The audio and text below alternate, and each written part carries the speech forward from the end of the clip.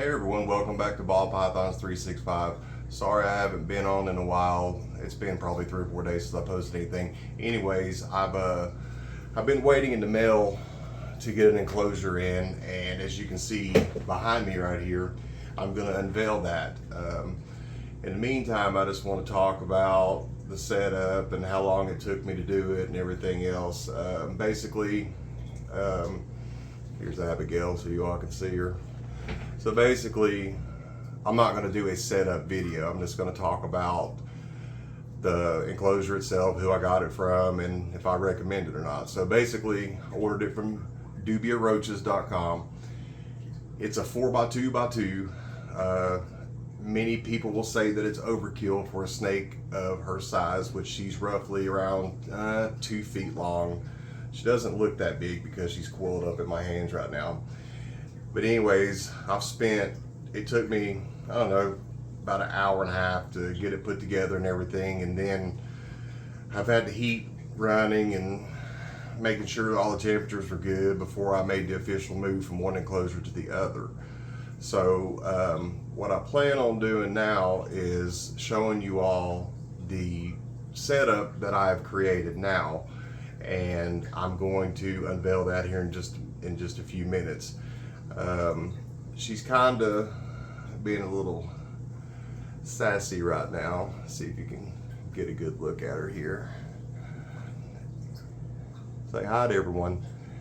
Anyways, I have another snake coming in, so the other enclosure that I had her in, I'm gonna put it in that. And with that video, with that enclosure, I'm gonna do a video on how I set up a ball python enclosure. Everybody's different. Everybody has their own opinions. It's like I'll probably be hammered over this because of the size of the enclosure with the size of the snake.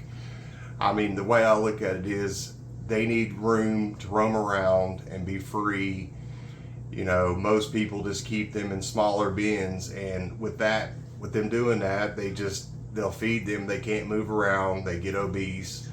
And I think, to me, that's just not how it should be done. I understand breeder racks and stuff like that. It's more appropriate and everything. But as far as just doing it as a hobby, I don't see anything wrong with doing a big enclosure. It gives the snake an opportunity to be able to explore and check out new things. Plus they're pretty curious, and they like to, you put, like right now, when I add her to this is going to be her first time going in there, and it's going to be something new. As the hides are still the same, the log thing I have in the center part is still the same, but I've added some newer fake foliage, and I've implemented some hanging vines and stuff like that to make it more appealing, and to see how she reacts to it. And it gives her a different perspective on things, as far as, like, just instead of being bored, she'll be able to look around, explore, and that'll keep her moving and keep her healthy. At the end of this video, I'm going to do a feeding again. I'm going to use a frozen thawed. I actually have it in this bowl right here. I'm gonna feed her and get it going, and I just want to see how you all like my new enclosure setup and everything. And like I said, my next video that I plan on posting, I want to do a full setup, show you from beginning to end how I set up an enclosure. I'm by no means an expert on it. I just do what I think is best for my animals in general. And I'm going to be getting a new snake, and I also have a couple more that are going to be coming in. That's going to be in a future video as well. Maybe do an unboxing, you never know. Just have to basically subscribe, like, and share. I mean, if you want to see my content and enjoy it, the best way to see it is to subscribe. There's no other way. I'm literally about to unveil this, so without further ado, let me go ahead and move this chair out of the way, and let me get up out of the way. I'm going to move this camera a little closer, and I am going to pull this corner off over here. All right, drum roll. 3, 2, 1. And there it is.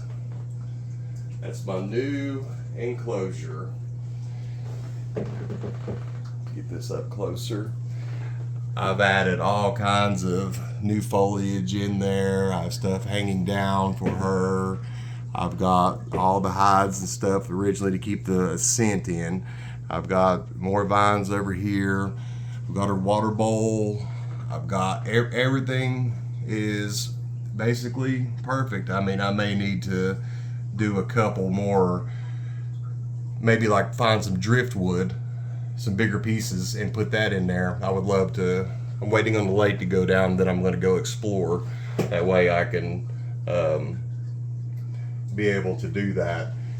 Anyways, what I'm going to do is I'm going to do a feeding with her, and while I have this going, I'm going to go ahead and I'm going to put her in here. So this is a, like I said, this is a 4x2x2 made by dubiaroaches.com. Awesome enclosure. The videos that I've seen in the past were with the doors were all were not glass. They were plexiglass. These came with solid glass, and this is one hell of a sturdy enclosure. I highly recommend Dubia. I'm not by no means sponsored by them. I wish I was. It'd be nice. But anyways, I'm gonna give you one more look. I've put some little bitty flowers in the corner over there for her. And come over here to this side. You can see I've done the same thing over here. This little flower pot type thing or whatever. This one didn't make it a little bit more enticing for her and everything. The vines are hanging down. There's the enclosure itself has a screen on top. It holds in humidity great. The other enclosure I had to put plexiglass on the top and to keep the humidity in. This one's holding it really good. Mad kudos, props to them for making a great enclosure. So with that being said, I'm gonna go ahead and I'm gonna show you. You just literally slide that door open, easy as it can be.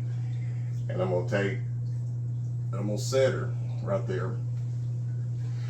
I'm gonna go over here. She may not grab the rat like immediately. I don't know if it's a good temperature or not, but I'm gonna go ahead and I'm gonna check it to make sure it's warm all the way through.